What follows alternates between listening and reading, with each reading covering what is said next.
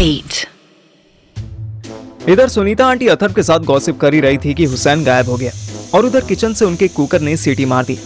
Aunty वापस kitchen में चली गईं, पर अथर्व क्यूरियस हो गया। वो भी पीछे पीछे किचन में आ गया। गायब हो गया मतलब? आप ऐसे सीआईडी की तरह सस्पेंस बनाकर फिर ब्रेक पे मत जाया करो, पूरी बात बताओ। सुनीता आंटी प्याज काटते काटते बोली, अरे मैं क्या पूरी बात बताऊं, मुझे तो खुद सुनी सुनाई बातें पता है। मोहल्ले में चर्चा हो रही थी कि हुसैन ने आयशा के खिलाफ कुछ सबूत इकट्ठे कर लिए थे। कैसे सबूत? अरे वही बदचलनी के, इधर उधर मुंह मारती फिरती थी सुना है। तो वही हुसैन को पता चल गया होगा, उसने शायद कोई जासूस वासूस लगाया था पीछे। अब अथर्व की लुप लुप होने लगी। फिर क्या, अब जासूस पीछे लगाया है तो कोई फोटो वोटो भी दी होगी उसने, बस लग गया कोई सबूत हाथ। लेकिन अपनी आयशा भी कम चालू तो है नहीं, पता नहीं कैसा मकड़ी का जाल बुना कि बेचारा हुसैन अब दिखाई देना ही बंद हो गया। कोई कहता है वापस से इराक चला गया और कोई कहता है कि सुनीता आंटी ने ऊपर सीलिंग की तरफ इशारा किया। ओह नो, छत पे चला गया? ओफो बेवकूफ, ऊपर चला गया। वैसे पता नहीं सच क्या है, बस इतना समझ ले कि आयशा बहुत बहुत चंट औरत है। मैं तो उसे किट्टी से भी निकालने की सोच रही हूँ। तू बच के रही हो, आजकल कैसी कैसी न्यूज आती है पता है ना। अरे मुझे कैसे पता होगा मम्मी, मैं अखबार थोड़ी बेचता हूँ। और वैसे भी मुझे डरने की क्या जरूरत है, मेरा उनसे कोई मतलब ही नहीं है। अच्छा है नहीं है मतलब तो भैया, हम तो कितने शरीफ हुआ करते थे अपने जमाने में, आजकल की औरतें तो बस चंटाई करा लो। अचानक अथर्व और सुनीता आंटी बोलते बोलते रुक गए, क्योंकि बाहर वाले गेट से कोई अंदर आ रहा था। आटू जरा देख तो कौन है।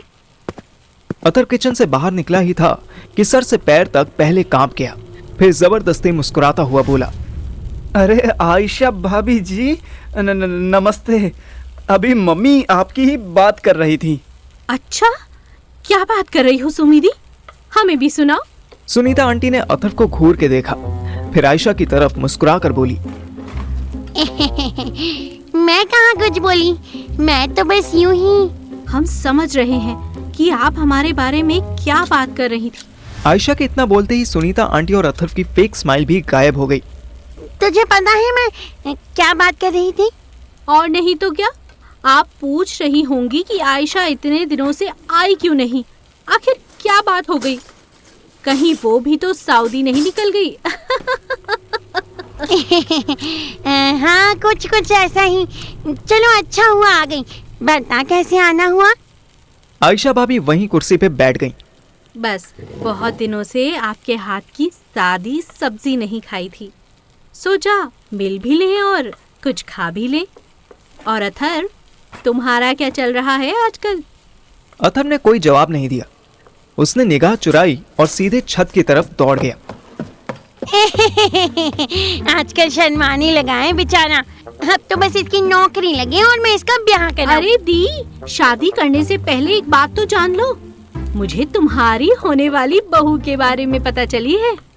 आयशा जानबूझकर इस लाइन को इतनी तेज बोल रही थी कि आवाज छत तक चली जाए, और वो अपने मिशन में कामयाब हुई थी।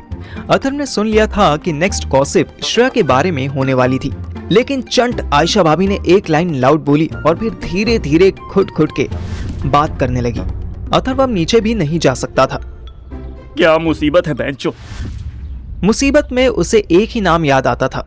उसने मुझे कॉल मिलाया। भोसड़ी के, कहाँ रह गया तू? है? मैं कहाँ रह गया या तू कहाँ रह गया? तू बोला था ना कि एक बार रुअफ़ज़े की बोतल घर पे रख के हॉस्पिटल आएगा। अथर्व वापस आना भूल ही गया था। वो इधर उधर देखकर कोई बहाना सोचने लगा। वो यार वो एक्चुअली। तू भूल गया था? कोई नहीं, बता उधर क्या बसड़ हुई है? अबे मम्मी आयशा और हुसैन के बारे में बात कर रही थी और अथर्व ने मुझे रैपिडली पूरी कन्वर्सेशन एक सांस में बता दी। ओह, मैंने तो इधर बड़ी मुश्किल से सुहानी को मनाया है और उधर तेरा घर उजाड़ने गई है ये कमीनी। ये सारा पंगा इसके घर में रहने से स्टार्ट हुआ है यार। मुझे ऐसा डाउट है कि श्रेया शायद इसलिए रात घर से निकल गई होगी कि उसे स्ट्रेंजर के बारे में जानना था। क्या पता कोई पंगा हुआ हो। अबे पंगे तो दिन में 2 हो रहे हैं यार, कोई नई बात बता। भोसड़ी के पूरी बात सुन ले अभी। श्रेया सुबह से गायब है, पर मुझे आयशा के घर के पास वाले बस स्टैंड पर बैठी दिखी थी। तू घर में बड़ा औरतों के साथ गॉसिप खेल रहा है, इतने में तो तू उस घर तक हुआ। क्या पता तुझे श्रेया मिल जाए। अतर ने एक अच्छे सोल्जर की तरह मेरी यानी अपने सीनियर ऑफिसर की बात मानी और अपने पापा की कार लेकर आयशा के ही घर की तरफ चल दिया। इधर मन्नू के जाने के बाद भी श्रेया कुछ सेकंड्स तक उसकी कार देखती रही। फिर उसने पेपर पर लिखी जीपीएस लोकेशन देखी। उसके लिए तो जैसे कोई एंजल आया था और टेम्पररी उसकी सारी प्रॉब्लम्स लेकर चला गया था। श्रेया भी कार लेने के लिए ऑटो स्टैंड की तरफ चल दी। ट्रेजेडी ये थी कि उसे ऑटो पकड़ने के लिए फिर वापस से आयशा के घर के सामने से निकलना था और कोइंसिडेंस ये हुआ कि उसे आयशा के घर में घुसता एक आदमी दिख गया। श्रेया शेरलॉक होम्स की चाची बनकर डस्टबिन के पीछे छुपने लगी। श्रेया को सिर्फ उस स्ट्रेंजर की बैग दिखाई दे रही थी। उसने कुछ सेकंड्स तक डस्टबिन के पीछे ही वेट किया। फिर जब वो आदमी अंदर घुस गया तब जल्दी से भागती हुई उसके पीछे गई। श्रेया ने देखा कि स्ट्रेंजर जल्दी जल्दी में मेन गेट खुला छोड़कर अंदर कहीं चला गया। श्रेया सोफे के पास खड़ी होकर ध्यान से कोई आहट सुनने लगी। उसे अचानक हॉल वाले वॉशरूम से आवाज आई। वो समझ गई कि आदमी का प्रेशर बहुत तेज था, इसलिए उसने डोर क्लोज करना भी जरूरी नहीं समझा। वॉशरूम का डोर खुलने ही वाला था कि श्रेया तुरंत घर से बाहर भाग गई और थोड़ा सा डिस्टेंस बनाकर वेट करने लगी। उसे उम्मीद थी कि स्ट्रेंजर 5-10 मिनट में बाहर जरूर आएगा, पर बाहर आने के बजाय डोर को अंदर से लॉक कर दिया। श्रेया ने एक बार जीपीएस वाला पेपर देखा। क्या करेगी श्रेयू? इस स्ट्रेंजर का पता लगाना है या फिर अपनी कार वापस लानी है? ओह गॉड, क्या मुसीबत है। श्रेया के कंफ्यूजन और मुसीबतों में थोड़ा इंक्रीमेंट लाने के लिए अथर भी वहां पहुंच गया। अरे श्रेयू, यहाँ डस्टबिन के पीछे क्यों खड़ी हो? What happened, baby? क्योंकि डस्टबिन के अंदर खड़ी नहीं हो सकती है। अतर कार खोलकर बाहर आया और श्रेया को कस के हक कर लिया। तुम्हें पता है हमने तुम्हें कहाँ कहाँ नहीं ढूंढा? कहाँ? मम्मी के रूम में, जहाँ तुमने रात को सोने के लिए भेजा था, और फिर छत पे जब। वाह, स्लो क्लैप्स फॉर यू। अच्छा, वैसे क्लैप तो तुम्हारे लिए ही बजनी चाहिए। बिना बताए घर से निकलने की क्या नीड थी? हाँ, मुझे और पार्थिव को तो बता सकती थी ना। अच्छा चल, पार्थिव ना सही, मैं तो तुम्हारा लव ऑफ द लाइफ हूँ ना, मुझे तो बता देती। क्या बता देती? तुम्हें बता के कोई फायदा होता है? तुम क्या कर लेते अगर मैं बताती कि मैं जा रही हूँ? अरे तो मैं भी साथ में चलता ना। मैं पूरी रात पापा के खर्राटे के चक्कर में सो नहीं पाया। Very good. मैं तो फिर भी अपनी कार में 2 आवर सो गई थी। गुड, ऐसी कार भगवान सबको दे। Very funny. First of all, भगवान मेरी कार मुझे वापस दे दे, ऐसे बोलो। अतर ने क्यूरियस मुंह बनाकर श्रेया की तरफ देखा। श्रेया ने पूरी WWE की कमेंट्री अथर को सुना दी। अथर ने उससे पैम्पर करने के बजाय पापा की तबीयत खराब होने और भंवर सिंह से झगड़ा होने की कहानी बता दी। अच्छा सुनो, जस्ट फॉर द रिकॉर्ड, मेरा और पार्थिव का दिन भी कोई औसम नहीं जा रहा है। हम भी बहुत स्ट्रगल कर रहे हैं आज। Very good. अब मेरी बात सुनो। इस घर में वो स्टूपिड आदमी है जो चुपचाप मेरे पास आकर सो गया था। हमें उसे किसी भी सिचुएशन में पकड़ना है, एटलीस्ट उसका फेस देखना है। अच्छा, ये सब इसलिए बिकॉज वो तुम्हारे साथ सो गया था कोई 10 मिनट मैक्स? हाँ। आर यू श्योर कि कोई बात नहीं है उसके सोने में? आई मीन, वो लिटरली सो गया था या फिर वो बॉलीवुड फिल्म्स वाला सोया था? श्रेया ने कंप्लेनिंग निगाहों से अथर की तरफ देखा। शट अप यार। हाँ, उसने मेरे ही स्क्वीज्ड मी। What squeeze? क्या बोल रही हो तुम? खुल के बोलो। क्या खुल के बोलो? पॉम किया उसने मेरे साथ। इसकी माँ का मुर्गी अंडा उसने किया और तुमने करने दिया? What do you mean करने दिया? छी, how could you even think of that? मैं क्यों करने दूंगी? मुझे लगा तुम हो। हे भगवान श्रेयू, तुम्हें मेरे और किसी स्ट्रेंजर के हाथ का डिफरेंस नहीं पता क्या? सीरियसली? ऑफ कोर्स पता है, तभी तो मैंने ऑब्जेक्शन किया और वो चला गया ना। तुम्हें मुझ पर ही चिल्ला रहे हो। अगर तुम में गट्स होते ना अथर्व शर्मा, तो अभी जाते और उसको एक पंच मार कर आते। अच्छा, ऐसी बात है, रुक तो। अथर्व गुस्से में आयशा के घर के बाहर पहुंचा और डोरबेल होते हुए भी श्रेया की तरह दरवाजा पीटना शुरू कर दिया। ओए हरामी साले मोलेस्टर, बाहर निकल तू। तभी दरवाजा खुला और जो आदमी सामने आया खोल खोल मादर चो।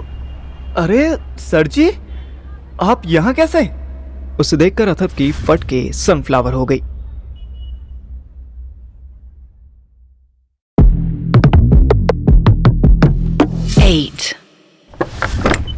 वो स्ट्रेंजर अथर्व के सामने खड़ा था और अथर्व उसे भर भर के गालियां देने वाला था, पर जब स्ट्रेंजर पर अथर्व की नजर पड़ी तो उसके बम्स ब्राउन हो गए, उसकी फट के फ्लावर होने लगी। अरे सर जी, आप यहाँ कैसे? तू है कौन मोरी चौथ? क्या नाम से तेरा? वो स्ट्रेंजर जिसने श्रेया को सोता पाकर उसके साथ पॉम पॉम किया था, वो और कोई नहीं, असिस्टेंट सब इंस्पेक्टर रघुबीर था। रघुबीर वो आदमी था जिसको मेरे स्वर्गवासी बाप ने मेरे सामने घर में घुस कर मारा था। रघुबीर वो आदमी था जिसने मुझसे खुन्नस निकालने के लिए मुझे जबरदस्ती अरेस्ट कर लिया था, और तब मेरी सोशल मीडिया इन्फ्लुएंसर फ्रेंड तृप्ति _ ने मुझे बचाया था। इन शॉर्ट, रघुबीर ऐसा पुलिस वाला था जिससे मेरा और सुहानी का तो 36 का आंकड़ा था, पर अथर्व भी उसके रेडार से दूर नहीं था। अरे सर जी, पहचाना नहीं क्या? आपको गन्ने का जूस पिलाता था मैं। अथर्व ने भी जब देखा कि वो नहीं पहचाना, तब उसने भी बात घुमा दी। वैसे अथर्व की जब बाइक चोरी हुई थी तब उस बाइक को पुलिस स्टेशन से चुराने का आइडिया भी एक तरह से रघुबीर ने ही दिया था। टिपी के जूस वापस लेने आया है? क्या काम है ये बता। काम तो आपसे नहीं, मालकिन से था सर जी। पर कोई नहीं, बाद में आ जाऊंगा मैं।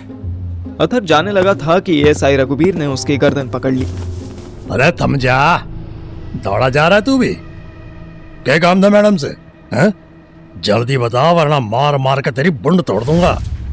वो मैडम, वो मैडम, मैं ये कह रहा था कि मैं भोसड़ी के अकलाता ही रहेगा या बोलेगा भी? वो मैडम ने कहा था कि मोबाइल, हाँ मोबाइल ले जाना आके। एक मोबाइल। रघुबीर ने मोबाइल का नाम सुनते ही अथर्व की गर्दन छोड़ दी। और कौन सा मोबाइल आ गया कहानी में? एक के तो था जो गाड़ी में छोड़ दिया था मैंने। और कौन सा मोबाइल था रे छोरे? मुझे नहीं पता था सर जी, मुझे जाने दो। जो पूछना है वो मैडम से पूछ लेना प्लीज। अच्छा, मैडम ने कहाँ से भेजा तुझे? अपने घर से, मतलब उनके घर में जूस निकालने जाता हूँ ना मैं। अथर्व झूठ बोलने में कच्चा था, इसलिए उसकी शक्ल देख के रघुबीर को डाउट हो रहा था। अच्छा, मैडम तुझसे अपना जूस निकलवाती है? बेड़चोद, तेरा मुंह कहीं देखा है मैंने। जल्दी बता सच सच, कहाँ देखा है? रघुबीर ने अथर्व का हाथ मोड़ दिया। सर जी, हाँ बताया ना, गन्ने का जूस को फुफक। रे बेटी चोद, तू गन्ने का जूस बेचता है और फूक फूक बोलता है ना? मैं ना मानता, गन्ने का जूस बेचने वाला कोई सुक्कड़ पहलवान था, तू कोई और है। जल्दी बता कौन है, जल्दी बता वरना अंदर कमरे में लग जाके चित्तर पे इतनी पुलिसिया लठ मारूंगा कि गांड टूट के 2-4 हो जाएगी। अथर्व ने तुरंत इमेजिन भी कर लिया कि उसके बम्स 2 की जगह 4 हो गए हैं।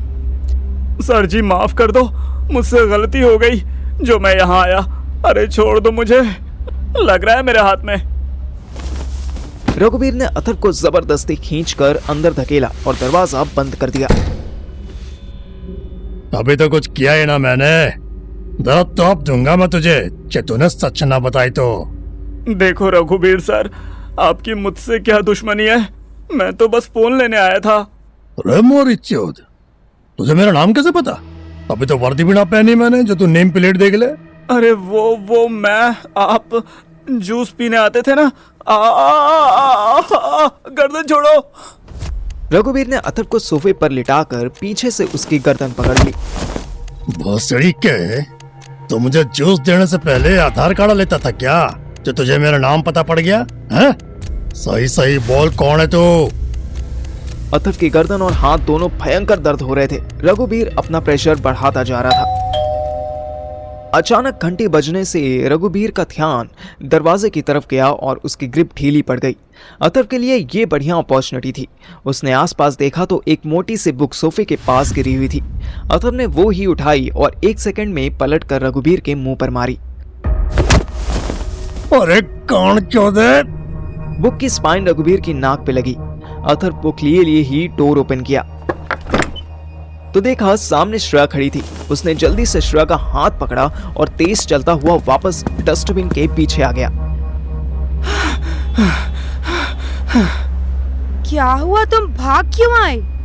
पहले तो श्रेया को कुछ समझ नहीं आया, पर फिर जब उसे रियलाइज हुआ कि अथर्व मार खा के आया है, उसने अथर्व को कार के अंदर चलने का इशारा किया। आराम से पापा की कार में बैठो और मुझे बताओ क्या हुआ अंदर। वो पुलिस वाला याद है, हरामी, जिसके चक्कर में पार्थ बेचारा 3 बार जेल जा चुका है। ओह, वो एएसआई रघुवीर, वो यहाँ कैसे आया? मुझे क्या पता कैसे आ गया, मैं तो जिंदा बच गया, इसी में खुश हूँ। साला मेरा हाथ तोड़ने वाला था।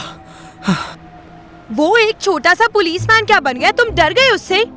गए तो इतने गुस्से में थे कि कोई भी होगा उसको पंच मार के यहाँ ले आओगे, और अब जैकलिन फर्नांडिस की तरह अपनी चिटिया कलाइयाँ रब करते हुए रो रहे हो। हैं? क्या हुआ तुम्हारे अक्षय कुमार वाले पंच को? अरे पूछ की नानी, वो मेरी गांड मारने पर तुला था। तू समझ नहीं रही है कि वो क्या आइटम है? उसने पहले भी हमें बहुत तंग किया है। पार्थिव से पूछना, उसको इतना मारा है कि बेचारा। I know that story, but तुम क्यों इतना डर गए? वो हमेशा पार्थिव को तंग करता था। तुमसे तो कोई ऐसा इशू नहीं हुआ उसे? अरे इशू की नानी, वो मेरे बाप को भी जानता है और ये भी जानता है कि पार्थिव का रॉक सॉलिड पापा अब इस दुनिया में नहीं रहा। लेकिन उसने मुझे कैसे नहीं पहचाना, ये एक मिस्ट्री है मेरे लिए। शायद मेरी बीएड बड़ी हो गई है ना, इसीलिए। रहने दो तुम, वियर्ड एंड शिट। उसने मेरे साथ इतनी गंदी हरकत की और अथर्व ने आयुष्मान खुराना स्टाइल में हाथ जोड़े और फ्रस्ट्रेट होकर बोला, अरे देवी श्रेया, ऐसे एंटीक आइटम से लड़ने के लिए थोड़ा सोचना पड़ता है। मैं डरता नहीं हूँ उससे, चाहूँ तो सच में 2 पंच मार के बेहोश कर दूं इसे, लेकिन ये पुलिस वाला है। ओह गॉड, पुलिस वाला है तो क्या हो गया? इतना डर लगता है तुम्हें पुलिस वालों से? मुझे डर तो बस इस बात का लगता है कि कहीं मैं अरेस्ट न हो जाऊं, क्योंकि पापा की जॉब जा चुकी है। श्रेयू, पापा इज जॉबलेस। हमारे घर में 2 महीने बाद डिनर बनेगा भी या नहीं, इस पर तो डिस्कशन हो जाएगा। इसलिए मुझे ऐसे इंसेन डिसीजंस लेने से पहले सोचना पड़ेगा। Darling, we have to be responsible, समझो ना। कुछ सेकंड्स तक श्रेया ने पॉज ले लिया। उसको फील हुआ कि कोइंसिडेंटली हम सबके फादर्स के साथ प्रॉब्लम्स चल रही थी। मेरे फादर तो खैर निकल लिए थे, पर श्रेया के नेताजी पापा घर से भागे हुए। अथर्व के पापा की जॉब और हेल्थ दोनों चली गई थी। श्रेया को डीप इनसाइड अपने बिहेवियर पर गिल्ट होने लगा। वो धीरे से बोली, सॉरी यार अथर्व, मैं ओवर एक्साइटेड हो गई थी। अंकल जल्दी ठीक हो जाएंगी। हाँ, वो तो ऑप्शन ही नहीं है उनके पास। ठीक तो होना ही पड़ेगा, लेकिन जब तक वो ठीक नहीं होते तब तक हमें तो रिस्पॉन्सिबल होना होगा ना। क्या पता भगवान जी ने इसीलिए पापा को बीमार किया हो। एनीवेज, तुम टेंशन मत लो। जिसने तुम्हें बैड इंटेंशन से टच किया है ना, उसकी बैंड तो मैं जरूर बजाऊंगा। अथर्व ने आगे बढ़कर श्रेया को हक कर लिया। श्रेया भी छोटे बच्चे की तरह उससे लिपट गई। क्या तुम्हारे पास स्टूपिड मोलेस्टर रघुवीर को लेसन देने के लिए कोई ऑप्शन, कोई प्लान नहीं है? अथर्व सोचने की एक्टिंग करने लगा, पर उसके भेजे में कोई आइडिया नहीं आया। श्रेया उससे दूर हो गई। ओके फाइन, मत सोचो तुम, फालतू में तुम्हारे प्रोसेसर पर लोड पड़ेगा। चलो अपनी कार लेकर आते हैं, ऑन द वे सोचेंगे कि इसका क्या कर सकते हैं हम। क्या करना है और क्या नहीं, ये तो पार्थिव ही बता सकता है।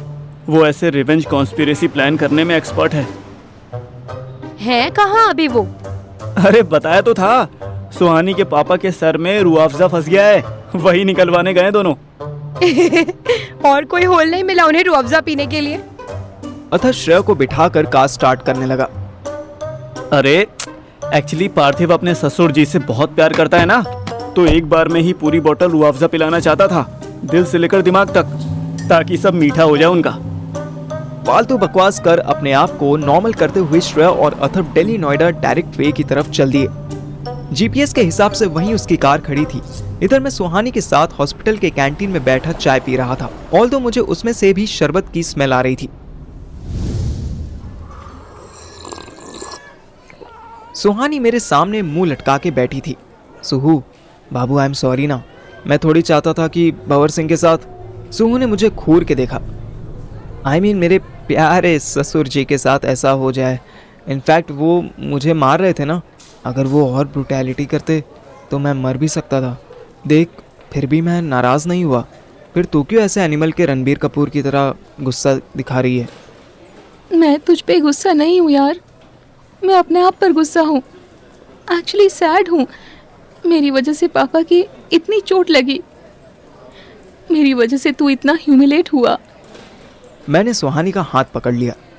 नहीं नहीं बाबू, मैं तो ह्यूमिलिएट होता रहता हूँ, आई एम कूल। और रही बात भंवर सिंह की, तो तेरी वजह से उनके चोट कैसे लग सकती थी? ये चोट तो उनके खुद के एरोगेंस की वजह से लगी है। इनफैक्ट जैसे उनके कर्म है, वो बहुत टाइम पहले ही पिट जाने चाहिए थे।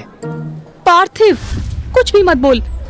ओके सॉरी, नहीं बोलता, बट इट इज़ फैक्ट सुहू की तेरी फैमिली में सब तुझसे प्यार से ज़्यादा तुझको अपना स्लेव समझते हैं, अपनी प्रॉपर्टी समझते हैं। अगर प्रॉपर्टी अपने से कहीं आने जाने की कोशिश करेगी तो उसको बांध देंगे। That's it. I know, but you know what? What?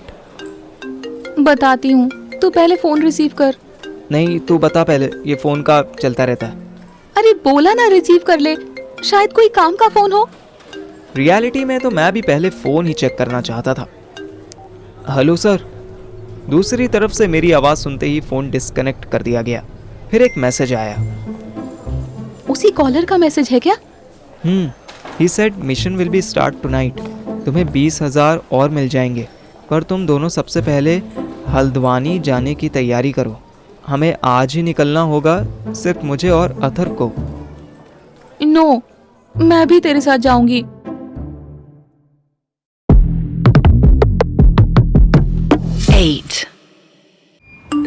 उस अननोन डॉन का मैसेज आ चुका था। मुझे और अथर को आज रात 12 बजे हल्द्वानी के लिए निकलना था।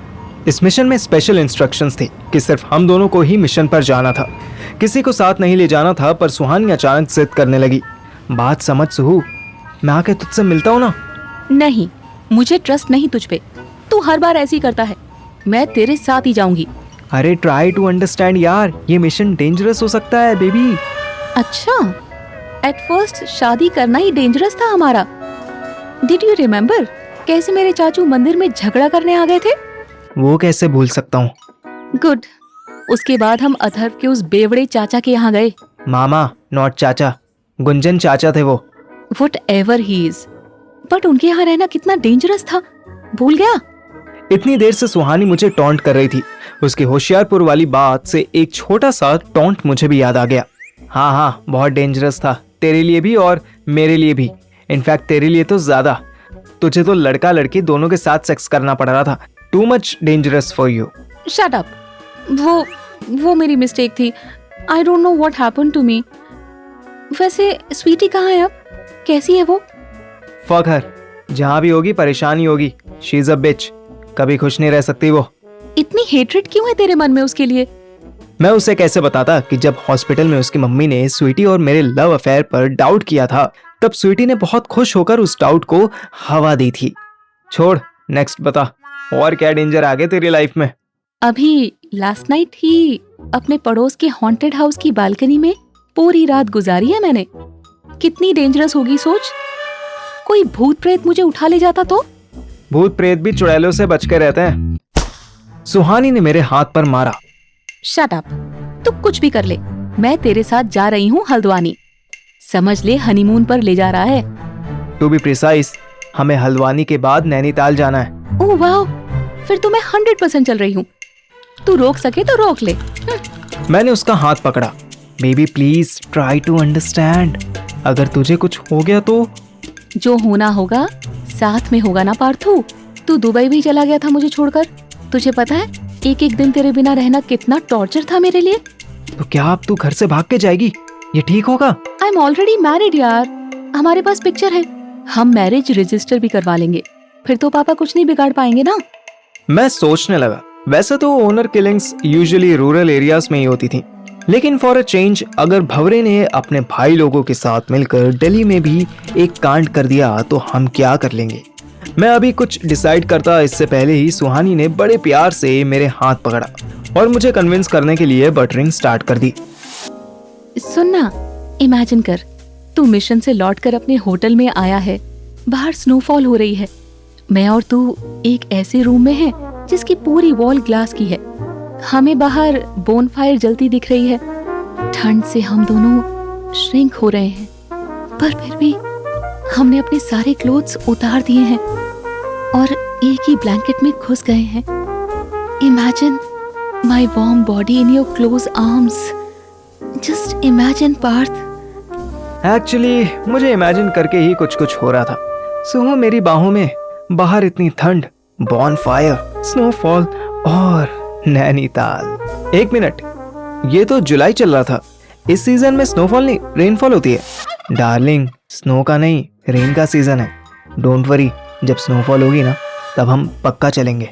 सुहानी की सारी प्लानिंग की मैंने हवा निकाल दी तो वो रोने वाला मुंह बनाकर इमोशनल ब्लैकमेल का सेटअप बिठाने लगी। नहीं ना यार, रेनी सीजन भी तो रोमांटिक होता है ना, समझना। बेबी, मिशन के टाइम में रेनी सीजन रोमांटिक हो जाए तो एजेंट जेम्स बॉन्ड कुमार की राम राम सत्य हो जाती है। नेक्स्ट टाइम पक्का चलेंगे। मैंने सुहानी का प्यारा सॉफ्ट सा हाथ अपने हाथों में ले लिया। उसने अपना हाथ खींच लिया और ब्लैकमेलिंग का न्यूक्लियर बॉम्ब चला दिया। ओके फाइन, अगर तू अभी मुझे साथ नहीं ले गया तो मैं आज के बाद तेरा फेस नहीं देखूंगी। अरे ये क्या नॉनसेंस है? दैट्स फाइनल, लीव, हट यहाँ से। शायद मेरी जान बचाने के लिए ही श्रेया ने मुझे फोन किया था। मैंने जल्दी से पिक किया। हाँ अथर, श्रेया बोलो। श्रेया का नाम सुनते ही अपने बाप के रूम की तरफ जाती सुहानी रुक गई और हाथ बांधकर मेरी तरफ की बात सुनने लगी। तू अथर्व श्रेया एक साथ क्यों बोल रहा है? तेरी सन की वाइफ साथ है क्या? मोबाइल की आवाज बाहर न जाए इसलिए मैंने तुरंत वॉल्यूम कम की और अपने इमोशंस कंट्रोल करते हुए स्माइल के साथ बोला, हाँ सुहानी यही है, बात करवाऊं? नहीं, मेरा फोन और कार दोनों मिल गए। तू जहाँ कहीं भी है वहाँ से निकल और मेट्रो से नोएडा सेक्टर 18 आ। कुछ बात करनी है। इनफैक्ट मुझे भी कुछ बात करनी है। अथर्व साथ में है ना? मैं आता हूँ। फोन कट होते ही मैंने सुहानी की तरफ देखा। वो कंटिन्यूअसली घूर रही थी। What? I'm memorizing your face. कहीं भूल ना जाऊं मैं तुझे। Although अगर तू आज मुझे छोड़कर गया तो मैं 100% भूल जाऊंगी, मैं जानती हूँ। सुहानी की आंखों में दिख रहा था कि ये सिर्फ धमकी नहीं थी। वो शादी के बाद भी इतनी दूर दूर रहने की वजह से परेशान हो चुकी थी। फिर वो जानती थी मैं भी एक्सेप्ट करता हूँ कि मुझसे कहीं बेटर ऑप्शंस उसके लिए अवेलेबल थे। मैंने एक लास्ट ट्राई मारा। देख पापा अकेले रह जाएंगे। भंवर सिंह, उनका क्या होगा? मम्मी आ चुकी हैं, जाके देख, रूम में हैं। ठीक है, फिर जा उनको इन्फॉर्म कर दे, हम अभी चल रहे हैं। सुहानी खुशी से उछल पड़ी। ये finally we will be together on trip. मैंने भी फीकी सी स्माइल कर दी। मुझे अपनी हॉस्पिटलाइज मम्मी को छोड़कर जाना था। ये मेरे लिए थोड़ा अनोइंग था कि मैं वहाँ एंजॉय करता और मम्मी यहाँ लिवर पेन से सफर होती। अथर्व और Shreya Noida sector 18 metro station के साइड में दोनों कार्स पार्क करके गोभी का पराठा खा रहा था। मैं जब मेट्रो स्टेशन से निकला तो मेरी नजर पहले श्रेया पर पड़ी। श्रेया ने भी मुझे देख लिया। अथर्व, पार्थिव आ गया, बट साथ में इरिटेटिंग सुहानी भी है। ओह नो, अब तो 2 पराठे और लेने पड़ेंगे। कंजूस, तुम्हें तो खुश होना चाहिए। पेमेंट तो अब पार्थिव ही करेगा ना। अथर्व भी स्माइल करने लगा। हम दोनों भी वहाँ पराठे खाने लगे। खाते टाइम कोई बात नहीं हुई। फाइनली पेट की टांकी फुल करके हम चारों श्रेया की कार में बैठ गए। अथर्व और श्रेया फ्रंट सीट्स पर थे, मैं और सुहानी बैक सीट पर आ गए। हाँ, पहले मेरी सुन फिर अपनी सुनाना। जिस मिशन की मैंने बात की थी, जिसमें सिर्फ मुझे और अथर्व को ही जाना था। सॉरी श्रेया, तू घर से भाग गई इसलिए तुझे बता नहीं पाया। Don't worry, Atharva told me everything. Everything? भोसड़ी के सब बता दिया? ओए, तो क्या नहीं बताना था? अथर्व ने अपने दिमाग पे उंगली रखी और फ्यूज उड़ाने जैसा जेस्चर किया। भाई देख, सब क्लियर रहे तो सही रहता है। ये इसको आधी बात बताओ, उसको पूरी बात। ये मेरे से नहीं होता यार, मेरे दिमाग की गांड मर जाती है। वाह बेटे, लड़की मिली नहीं कि तेरी ट्यून ही बदल गई। तब तो कह रहा था कि श्रेया को पार्टनर बनाया ही क्यों। अच्छा भला हम 2 पार्टनर थे। मुझे लगा मेरी इस लाइन से श्रेया अथर्व के कम से कम 2 थप्पड़ तो मारेगी, पर वो अथर्व की तरफ देखकर स्माइल करने लगी। डोंट ट्राई टू लाई मोटू। अर्थु मुझे ये बात भी बता चुका है। तू ये बता कि कब निकलना है? आज रात 12 बजे, ताकि सुबह 6 बजे तक हम हल्द्वानी पहुंच जाएं। वैसे कौन सी कार लेकर जाएंगे हम? कार का नाम बताने से पहले दोनों ने मुझे रघुवीर और आयशा और कार चोरी होने की स्टोरी बताई। फिर मुझे कार तो मिल गई, लेकिन आई नीड रिवेंज टू। मैं जानबूझकर अथर्व की तरफ देखकर बोला, भैंस की आंख, वो साला रघुवीर हरामी, उसने आयशा भाभी पटा ली। ये कितना कितना गलत है यार। मर्द समाज के साथ इतने हैंडसम लड़के चूतियां लड़कियों के साथ घूम रहे हैं, और उसने उस मोटे थुलथुले ठुल्ले से। श्रेया इरिटेट हो गई। बस कर तू अपना सार्केज्म। तू भी जानता है कि आयशा ने उसे अपने फायदे के लिए फंसाया है। हाँ यार, तुझे याद है अर्थू, हम जब पुलिस स्टेशन में फंसे थे, मैं और सुहानी, तब आयशा भाभी ने ही हमें रघुवीर के डंडे से बचाया था। कोई सीनियर था रघुवीर का, उसी से अप्रोच करके हमें बचाया था। क्यों सोहू? मैंने सुहानी की तरफ देखा, पाया कि वो बैठे बैठे सो चुकी थी। गोभी का पराठा विद मैंगो शेक अपना कमाल दिखा रहा था। तू प्लीज अपना फ्लैशबैक बंद करेगा? सबको याद है क्या हुआ था। अननेसेसरी रिकैप मत दे। कोई आइडिया बता जिससे हम रघुवीर को सही लेसन दे सके। That bastard grabbed my breast यार। तुझे जरा भी बुरा नहीं लग रहा? अनइंटेंशनली मेरी निगाह श्रेया के क्लीवेज पर चली गई। ऑफ कोर्स बुरा लग रहा है यार, बास्टर्ड कहीं का। श्रेया ने तुरंत अपना टॉप ऊपर खींच लिया। सॉरी, वो मैं गलती से। Shut up. Go on. Idea बता। हम आइडिया निकाल लेंगे, पहले हल्द्वानी चलते हैं। इस क्लाइंट से 30,000 आ चुके हैं, बट उसने मैसेज किया है कि सिर्फ मैं और अथर भी जाएंगे। वो तो तू भूल जा, हम साथ चल रहे हैं। मिशन तो एक पार्टी में है ना, उसमें तुम चले जाना, हम लड़कियां होटल में रुक जाएंगी। But we are coming. फिर जाने से पहले हमें रघुवीर को सबक सिखाना है। बता कैसे करेगा? ओह, ये कंपलसरी है, हम आकर नहीं। Not a chance. आज अब भी इसको ठीक करना है। You two decide how. वैसे भी हमें अभी एक बार तो करोल बाग जाना ही होगा। क्यों? अरे हम श्रेया की कार से चलेंगे ना, तो पापा की ऑल्टो वापस रखनी पड़ेगी। टाइम ना वेस्ट करते हुए अथर्व इमीडिएटली अपनी कार लेकर घर के बाहर लगाने पहुंच गया, और हम तीनों दूसरी कार से रात 10 बजे आयशा भाभी के लव नेस्ट हाउस के सामने जा रुक गए। Got it, I have an idea. Shreya मेरी तरफ होपफुल आइज के साथ देखने लगी।